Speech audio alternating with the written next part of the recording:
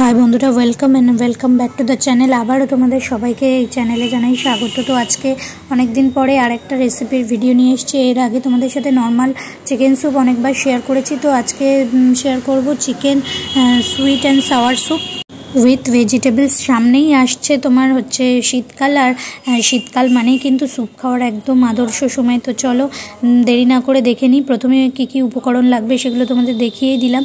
গাজর নিয়ে নিয়েছি, বিনস নিয়ে নিয়েছি, তোমরা যে কোনো সবজি আর যা যা থাকবে সেগুলো নিতে পারো। আমি এখানে গাজর, বিনস আর নিয়েছি টমেটো, কাঁচা লঙ্কা, এইগুলো নিয়ে নিয়েছি। ক্যাপসিকামটা নেওয়া হয়নি, তো তোমরা চাইলে নিতে পারো। আর পেঁয়াজ রসুনটা তো মাস্ট, এটা লাগবেই যেহেতু চিকেন স্যুপ করা হচ্ছে। তো আমি খুব ভালো করে গাজর আর বিনসটা আগে ভেজে নিয়েছি। বিনসটা কিন্তু খুব বেশি ভাজতে হবে না, একটু কমই ভাজাটা রেখেছি আমি, যেহেতু সিদ্ধ হবে তো ওটা বেশি ভাজলে ভালো লাগবে না, একটু শক্ত শক্ত ব্যাপারটাও যাতে থাকে সেই জন্যে। তো একসাথেই সমস্ত সবজিগুলো ভেজে নিচ্ছি আর কি, যেটা বেশি ভাজতে হয় সেটা একটু আগে দিচ্ছি, আর যেটা কম ভাজবো সেটা একটু পরে দিচ্ছি। এইভাবে লাস্টে কিন্তু পেঁয়াজ আর রসুনটা অ্যাড করছি আমি। এরপরে মোটামুটি ভাজতে ভাজতে পেঁয়াজ রসুনেরও হালকা যখনই গন্ধ ছাড়বে তখনই কিন্তু আমি যেহেতু একবারে এটা করব, আলাদা করে মাংসটা আগে থেকে সেদ্ধ করে নেওয়া নেই আমি একবারেই পুরোটা করব, সেই জন্যে তোমার এই সবজিগুলো ভেজে আমি তুলে রাখবো। আর তুলে রাখার পরে তারপরে হচ্ছে দেখো একটা পাত্রে তুলে রেখে দিয়েছি, আর যে প্যানটাতে আমি সবজিগুলো ভাজলাম তাতেই কিন্তু জল দিয়ে বেশি করে একটু জল দিয়ে নিতে হবে। দিয়ে এর মধ্যেই কিন্তু আমি দেখো 3 পিস চিকেন বোনলেস নিয়েছি, চিকেনের পিস তো বেশি লাগবে না, আমি 3 পিস মতো নিয়েছি, তোমরা তোমাদের ইচ্ছা মতো নিতে পারো, যেমন কোয়ান্টিটি চাও তেমন নিতে পারো।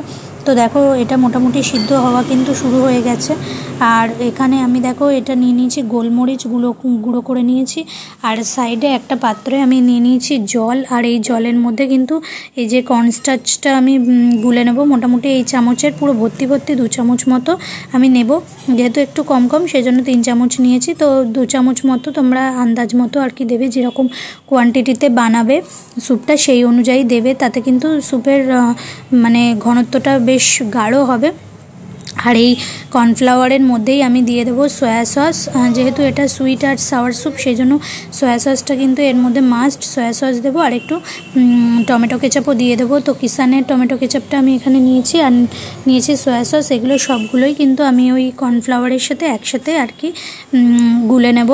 তো এর কালারটা একদম গোলানোর সাথে সাথে দেখতে পাবে তোমরা একদমই চায়ের মতো হয়ে আসছে, গন্ধটা যদি আলাদা ছাড়ছে, পুরো সসের গন্ধ হচ্ছে, কিন্তু চার থেকে কোনো অংশে মানে অন্যরকম কালার বলে মনে হচ্ছে না, পুরো চাই মনে হচ্ছে গন্ধটা দেখে, মানে রঙটা দেখে। তো এখানে দেখো চিকেনটা কিন্তু সেদ্ধ হয়ে গেছে, দেখতেই পাচ্ছ। চিকেন সেদ্ধ হতে বেশি সময় লাগে না, 5 থেকে 10 মিনিট ফুটলে 10-15 মিনিট ফুটলেই কিন্তু মোটামুটি চিকেনটা সেদ্ধ হয়ে আসে। তো আমি এখানে ভেঙে দেখালাম যে চিকেনটা কিন্তু সেদ্ধ হয়েই এসছে। এইবার এই পর্যায়ে আমি কিন্তু সমস্ত ভেজিটেবলগুলো এর মধ্যে অ্যাড করে দিলাম। আমার ভেজিটেবলের মধ্যে টমেটোও ছিল, তো টমেটোগুলো কিন্তু আগে থেকে আমি ভেজে নিইনি, একেবারে মানে স্যুপের মধ্যেই ডাইরেক্ট আর কি অ্যাড করছি, এই জলের মধ্যে সেদ্ধ করতেই ডাইরেক্ট দিচ্ছি, তার আগে কিন্তু আমি ওগুলো ভাজার সময় দিইনি। এবার আমি একটু চিনি আর একটু নুন দিয়ে দিচ্ছি, তোমরা চাইলে চিনি নাও দিতে পারো। তো নুনটা কিন্তু আমি আগে থেকে কোনো সবজিতে অ্যাড করিনি, এখনই দিলাম। আর এখানে গোলমরিচ যেটা গুঁড়ো করেছিলাম সেটা কিন্তু হাফটা দিয়ে দিলাম, আর হাফটা নামানোর আগে দেবো। তো এটা প্রায় মানে বয়েল হতে দিয়ে দিয়েছি, সবজিগুলো বয়েল হচ্ছে, এই অবস্থায় অনেকটা হয়ে আসার পরেই কিন্তু আমি এখানে তোমার লঙ্কা কুচিগুলো অ্যাড করছি, যেহেতু আমি চাইছি লঙ্কা কুচিগুলো একটু মানে একেবারে সেদ্ধ না হয়ে গিয়ে একটু মুখে পড়ুক, একটু কাঁচা কাঁচা ভাব থাকুক সেই জন্য। তো লাস্টে তো তারপরে আমি দেখো এখানে একটা ডিম ভেঙে নিয়েছি। তোমরা যদি কোয়ান্টিটিতে অনেকটা বানাও স্যুপ তাহলে সেক্ষেত্রে তোমরা 2টো ডিম চাইলে 2টো ডিমও দিতে পারো। আমি প্রায় সময় দেখেছি ডিমের সাদা অংশটা দিলে কিন্তু এই কুসুমটা নষ্ট হয়, সেজন্য আমি কুসুমের সাথে আজকে ভালো করে ডিমটাকে পুরো ফেটিয়ে নিয়েছি, কুসুমটা আর সাদা অংশটা, আর তারপরেই আমি ডিমটা অ্যাড করলাম।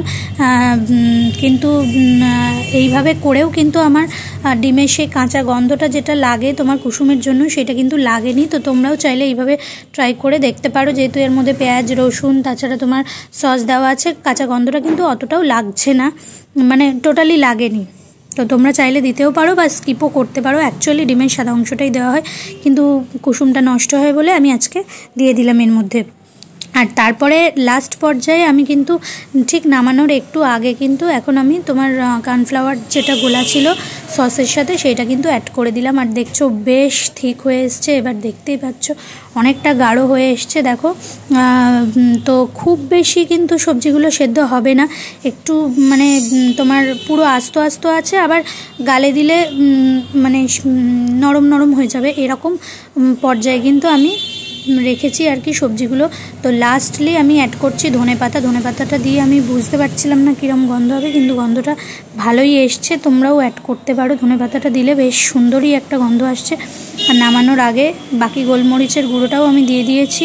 আর ফাইনালি এটা খাওয়ার সময় একটা সিক্রেট বলি তোমাদের, সেটা হচ্ছে যে দেখো তোমরা যে বাটিতে সার্ভ করবে সেটাতে খাওয়ার আগে ওর মধ্যে একটু লেবুর রস আর একটু বিট নুন দিয়ে দেবে, দারুণ হবে।